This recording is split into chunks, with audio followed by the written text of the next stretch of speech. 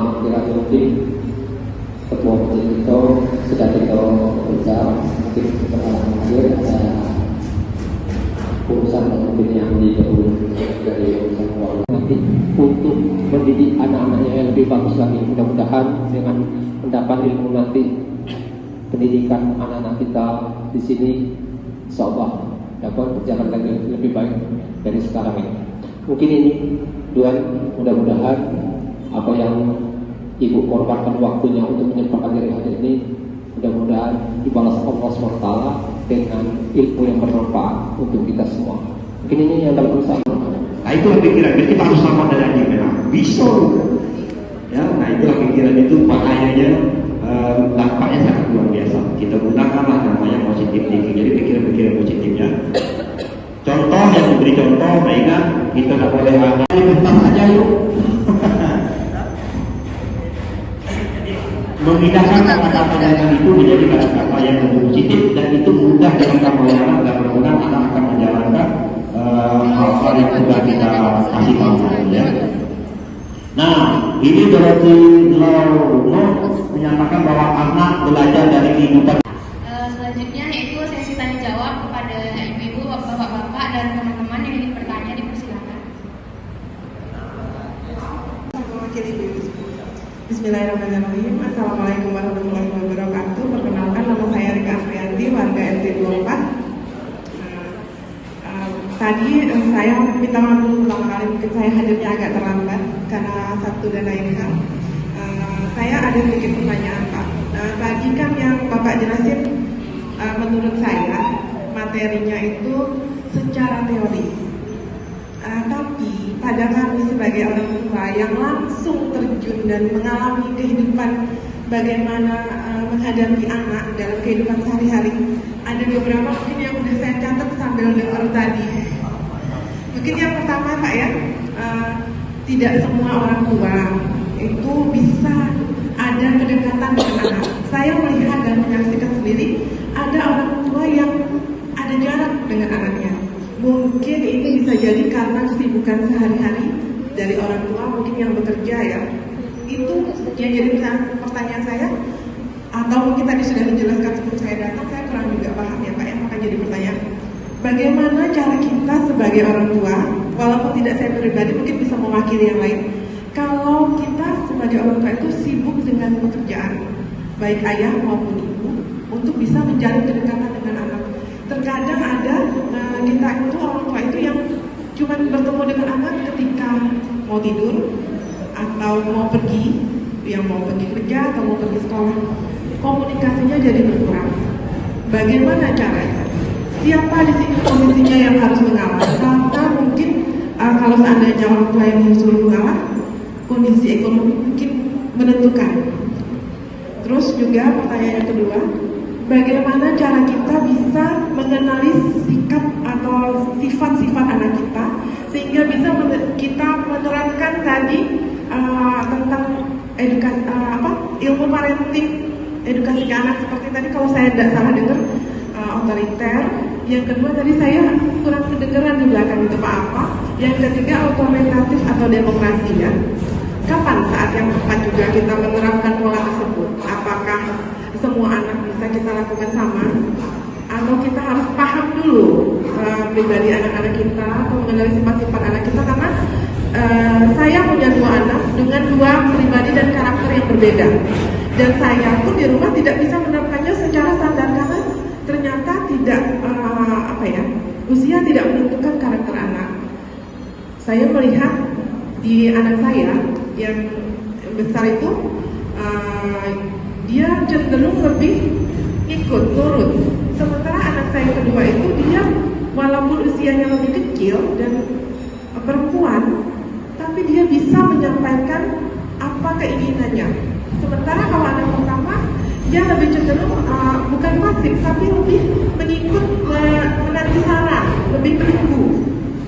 Itu bagaimana ya Pak ya? Kapan sebaiknya kita menerapkan 3 pola itu? Karena kalau saya tidak bisa stuck di satu cara. Kalau cuma pakai otoriter atau pakai otoritatif, demokratis, sepertinya saya merasa kadang-kadang saya ini maling-maling lah istilahnya Pak ya, kalau orang kita bilang Pak ya, apalagi dionya agak terlalu santai dengan satu hal, saya kayaknya harus keras. Terus bagaimana cara kita sebagai orang tua bisa menimbulkan rasa percaya anak?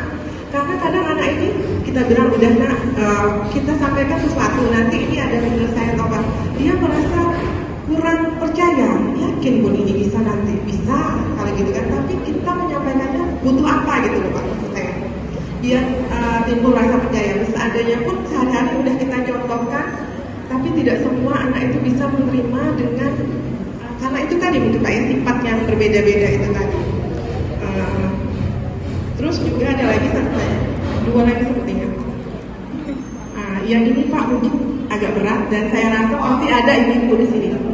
Bagaimana Pak jika kita menemukan anak yang sudah terlanjur masuk ke dalam pergaulan yang dalam tanda kutip kita anggap kurang baik atau kurang bagus, yang itu akan menimbulkan dampak buruk untuk diri dia, dan kita punya masalah yang berat untuk menarik dia kembali ke jalan yang bahasanya jalan yang lurus lah Pak ya. Nah seperti itu. Lalu penerapan ilmu parenting ini berpengaruh tidak dalam kondisi ekonomi keluarga? Sebagai orang tua kita kan merasakan dari karakter ekonomi yang berbeda-beda, yang mampu, yang sedang, yang mungkin malah di bawah garis kemiskinan. Berpengaruh tidak Pak? Karena saya tadi lihatnya itu sepertinya ya cocoknya untuk yang lurus-lurus saja. Kalau yang hidupnya masih morat-marit besok bicara hari ini, bagaimana itu Pak? Pengaruhnya seperti apa?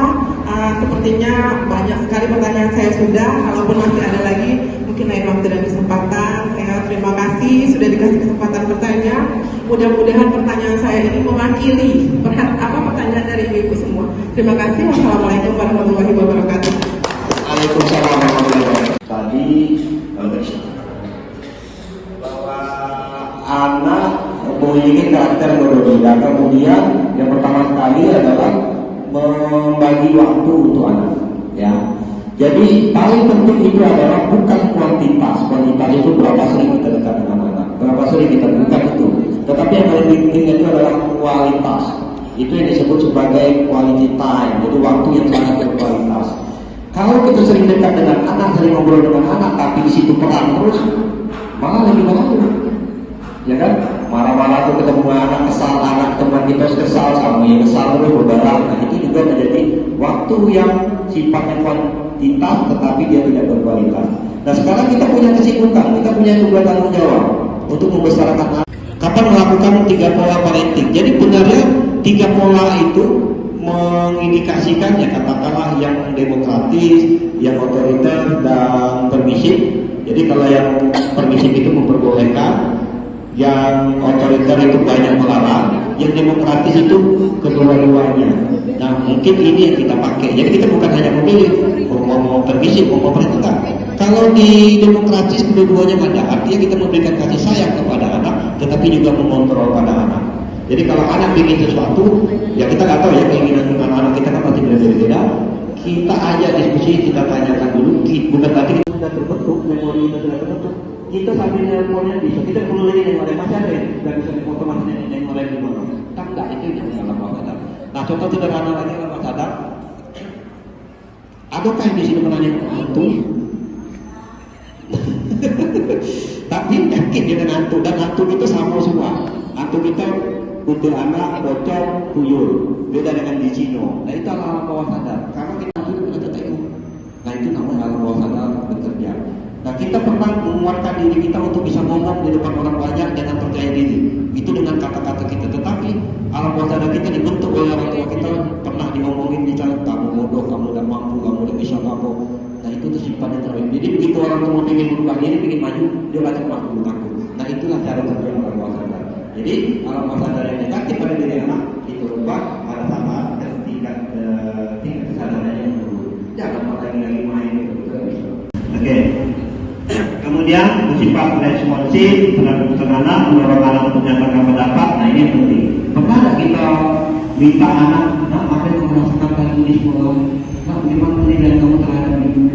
Wah kalau anak bingung karena tidak pernah terbiasa main peran kita bermain peran. Sekarang mak jadi anak jadi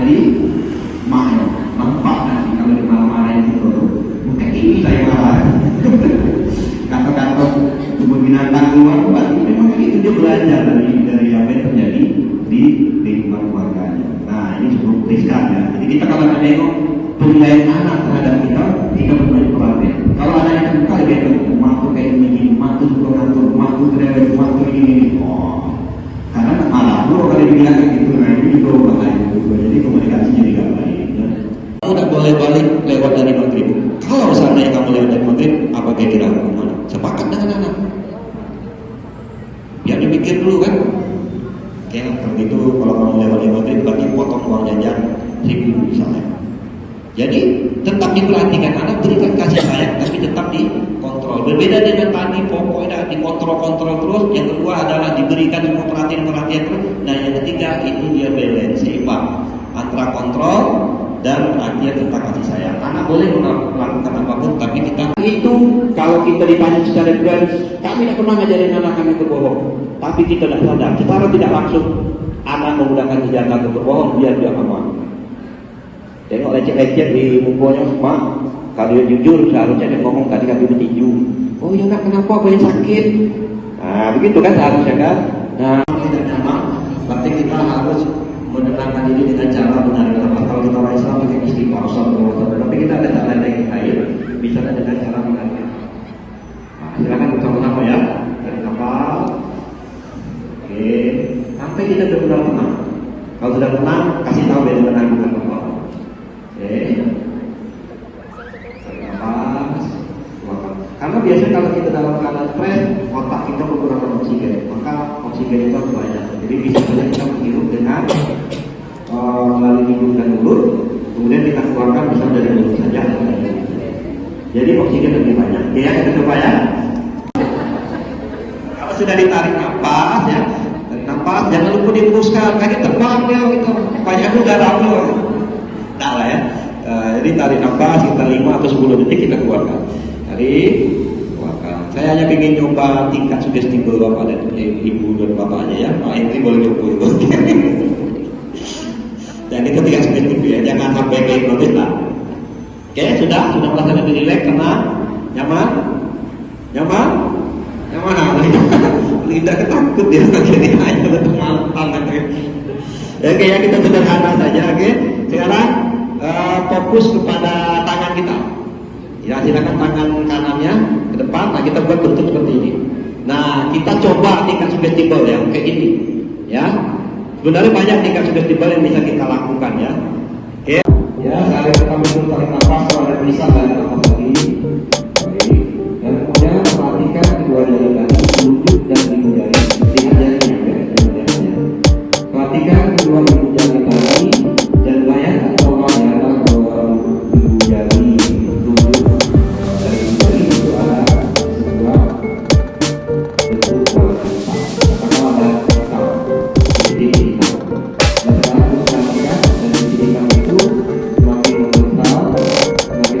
Dan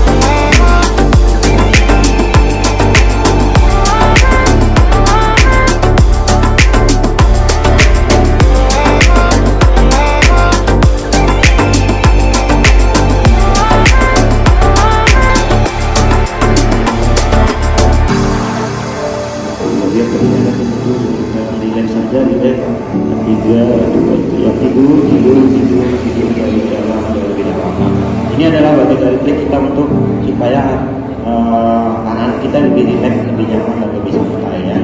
Oke. Oke, untuk Anda berdua ya, untuk Anda berdua salah satu dulu. Ya, orang yang saya sentuh, kira-kira siapa namanya? Ya. Tuh ini orang yang saya sentuh.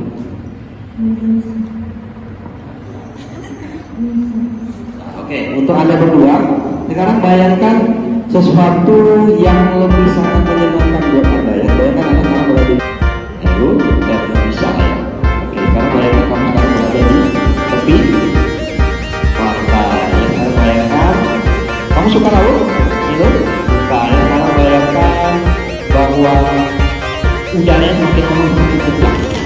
Udaranya semakin lama semakin kencang dan kemudian merobos ke tulang-tulang kamu, kepalanya tidak sama dengan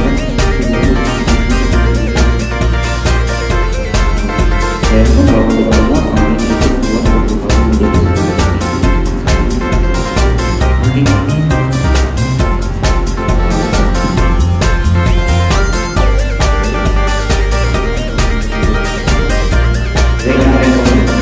persis seperti seorang model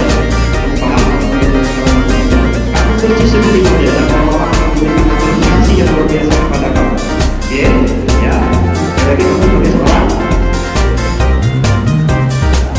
model, visual model sambil berjalan persis seperti Prakawati, ya, ya. Oke, bisa kamu ngerti memahami ya. Dan saya akan beri penjelasan sampai 5 dan mana yang terima kamu terbaru dan kamu persis seperti model dan akan mendapat aplaus yang luar biasa dari orang-orang banyak penonton-penonton kamu ya. Di atas panggung kamu akan berjalan persis seperti seorang model. 1, 2, 3, 4, 5. Ya, silakan mulai. Model ya.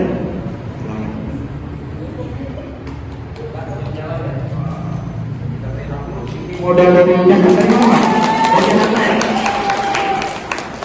Ya, luar biasa. Oke, yang mendengar silakan duduk lagi dan kalian ingat ya, membelakangnya ya. Ini pistolnya. Ini pistol ini kalau saya tembakkan sudah terjadi, lupakan semua apa yang sudah terjadi dan Anda merasa tubuh Anda semakin nyaman, semakin kuat, semakin sehat. 1, rasakan tubuh Anda semakin kuat, semakin sehat, semakin nyaman dan motivasi belajar Anda semakin baik, semakin baik. 2, 100 kali lebih kuat, 100 kali lebih sehat, 100 kali lebih nyaman daripada sebelumnya. Rasakan tubuh Anda semakin ringan, semakin ringan. 3, 1000 kali lebih baik, 1000 kali lebih kuat, 1000 kali lebih sehat daripada sebelumnya. Dan 4, 100.000 lebih sehat, 100.000 lebih baik, 100.000 lebih kuat daripada sebelumnya. Rasakan tubuh kamu benar-benar sehat dan terasa sangat ringan. Dan 5, silakan buka matanya. Oke,